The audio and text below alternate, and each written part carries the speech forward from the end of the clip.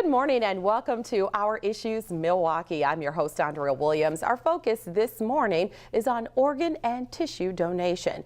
Becoming an organ, tissue, or eye donor is a huge responsibility because you have the power to give someone a second chance at life.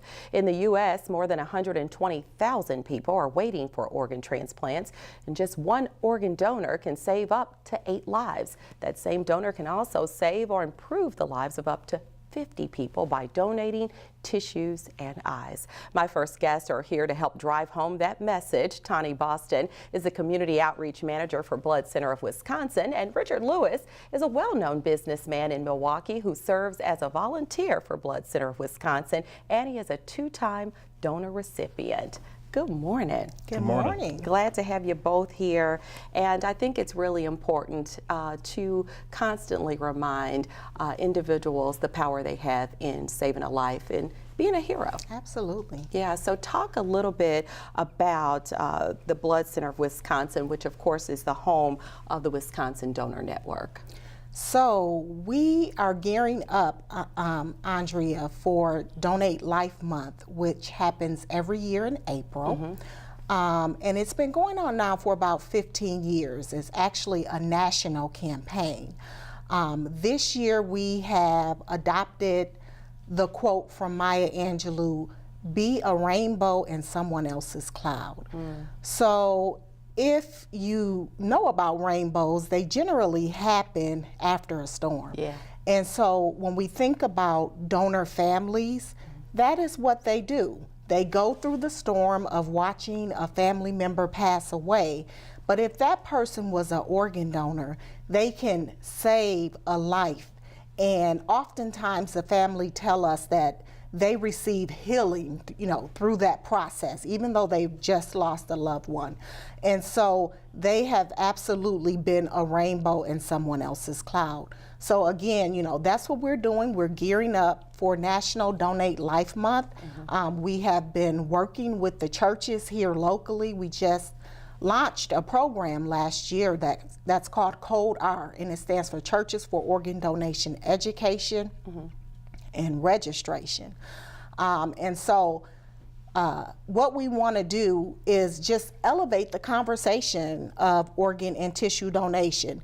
People don't like to talk about death. They don't like to talk about, what happens next. But literally, when we're working with the churches, we're giving them the tools that they need to be able to share it with their congregation and their community so that it becomes a casual conversation. Yeah. And with the Donate Life Month campaign, we're trying to make it fun, something that people don't mind engaging in conversation about. Okay, but we will talk a little bit more about that later in this segment. But Richard, you joined us on the show 2 years ago. Correct. And a lot has changed over that 2-year period. So how have you been doing?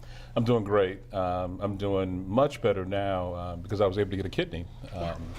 I had a kidney transplant July 30th of this past year. Wow. And it's been 6 months now, and things are going well, and my life is much simpler now without having the process of dialysis anymore. Yeah, because you were going to leave here the last time you were here and go right to dialysis at the time. So I know you love your golf, so you've been just patiently waiting for the weather to flip, right? Absolutely. So you can I played get last out Tuesday. Any chance they get. Absolutely. But it really is a blessing to have is. you here to share your story. We are so happy that you're doing well. Thank you. Tani, in the U.S., 21 people die every single day while waiting for an organ transplant. And that's why I said it is a blessing to have Richard here to share his story. But you've got another person added to the organ waiting list every 10 minutes. That is true. Wow. And actually, on average, 8 people die a day waiting on the organ they need to survive. So that's really scary. Yeah, so for someone that's at home watching, how in fact would they become a donor? So 2 ways. They could go online to donatelifewisconsin.org, and right on the home page it's register now. They click that button. They will need their driver's license because they use that number to actually do the registration. And then also when you go into your DMV to update your driver's license, you can always check the yes box to become an organ and tissue donor. Yes, I have one of the little red stickers or orange stickers on my driver's license. So in the event, unfortunately, if something happens, they know immediately that you are an organ donor. So, Richard, you serve as a volunteer, as I mentioned earlier, for Blood Center of Wisconsin. What are some of the things you do as a volunteer? Well, I pretty much just try to help Tani wherever she needs help. Like there's with the Donate Life coming up in April, they had a photo shoot that they wanted me to do, and I'm going to be, I guess, displayed in some of the parts of Frederick Hospital. She had her big campaign in December where she awarded the different churches that were part of Code R, and so I helped her with that, and so anything she calls me to do, you know. Yeah, and like being here today, Yeah, really absolutely. just sharing your story, Absolutely. because the truth is, I think that you and I could sit here and talk about some of the situations that people go through and how people can help, but when they hear from an individual who has lived it and who is really the face of what is possible when you just make that commitment to be an organ donor, it changes really the whole way that people see things. Absolutely. And in Richard's case, I love his testimony about, you know, how he came to receive his second kidney, and he'll tell you it was all from community relationships. And so when we talk about elevating this conversation within the community, that's exactly what we want to know. He found out that someone son was passing away and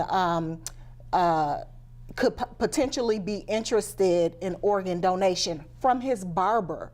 Now, if that's not community, you know, and so it's when you talk about people in the community just being educated and being aware of, you know, organ and tissue donation, the benefits, the importance, you know, dispelling the myths. Had his barber not known that, he you know, he wouldn't have made that 2 and 2 connection to save a life. So. Wow. So I said this is your second transplant. So your first kidney was donated by a family member. By my sister, correct. Okay. Right. And so that kidney gave out after how long? 10 years. 10 years. And that's typically the average time that an organ will last of a person. So we thought it would last longer just because she and I were, you know, blood sisters and brothers. But my blood pressure ended up getting higher again, and I wasn't paying attention to it. And you know, there's so many things that they watch to keep that kidney working in your body, and I probably could have gotten longer out of it had I paid attention to it. Yeah, so now you're all over that, well, right? Yeah, You better and so is believe Frederick. it. They call me weekly, every other, it seems like, yes.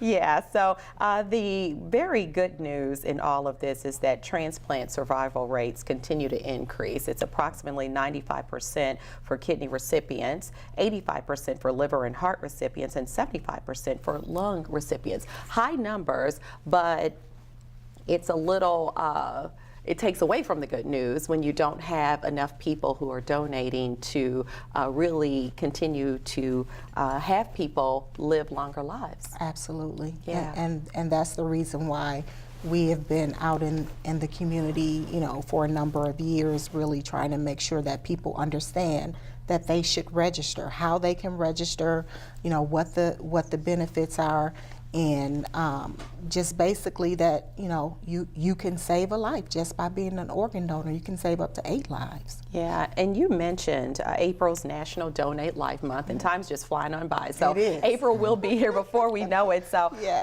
with that said, Blood Center of Wisconsin, you guys encourage faith leaders, and you did kind of touch on this as well, to learn his or her religious group's beliefs when it comes to organ donation, because there are so many myths out there, and when you are doing community outreach to churches, you want people to feel comfortable and know exactly what everything entails when it comes to donating their organs or their eyes or tissue. So a lot of times they will turn right to those faith leaders for answers and guidance. So that's why it's important to make that connection. Absolutely. Yeah. Many of our pastors and bishops right here in the city support the program and have walked hand in hand with us. He talked about the event that we did last year in November, which was actually a gospel concert, where we brought a national gospel artist here. We had pastors right on stage, giving their testimony about, some of their members, about their family members, and, reasons why they support the mission. Because just like, in the faith-based community, they're saving lives by bringing people to Christ. Well, we're literally saving lives through organ and tissue donation. So there is a mission match there. And Richard, if you would, just kind of share with the viewers at home how important it is for them to, consider or go ahead and make the decision to become an organ donor. Well, I'll tell you, obviously, the obvious thing is a person like myself and many others are able to have a completely different life without having to spend that time on dialysis like that. The other part is that dialysis only gives you 15% of a normal kidney's function. So even though you spend those 10, 12 hours a week doing that, you're still not getting the proper kidney function that you would get if you had a normal kidney in your body.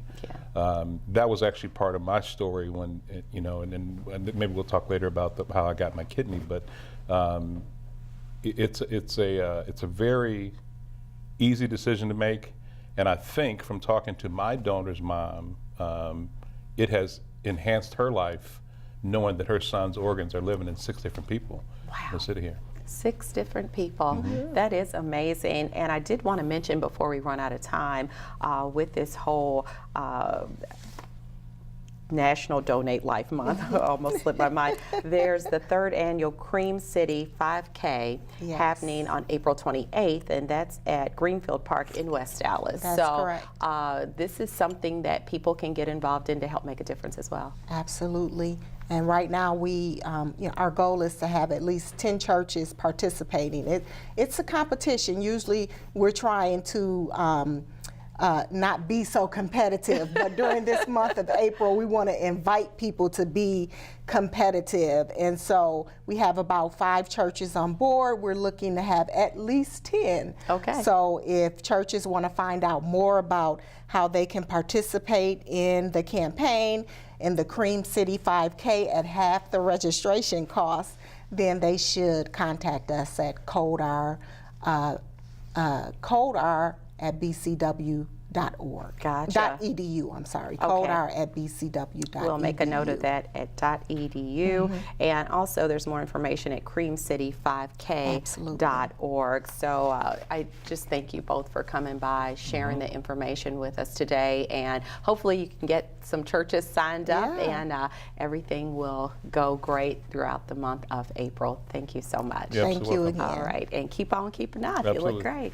Tawny Boston is the Community Outreach Manager for Blood Center of Wisconsin. Richard Lewis serves as a volunteer for Blood Center of Wisconsin and is a 2-time donor recipient. For more information on anything that we've discussed today, you can visit bcw.edu or call 1-877-BE-A-HERO. That's 1-877-232-4376. When we return to Our Issues Milwaukee, we'll continue our conversation about organ donation and meet 2 individuals whose special friendship grabbed local and national headlines. We'll talk to municipal judges Derek Mosley and Joanne Eyring right after this.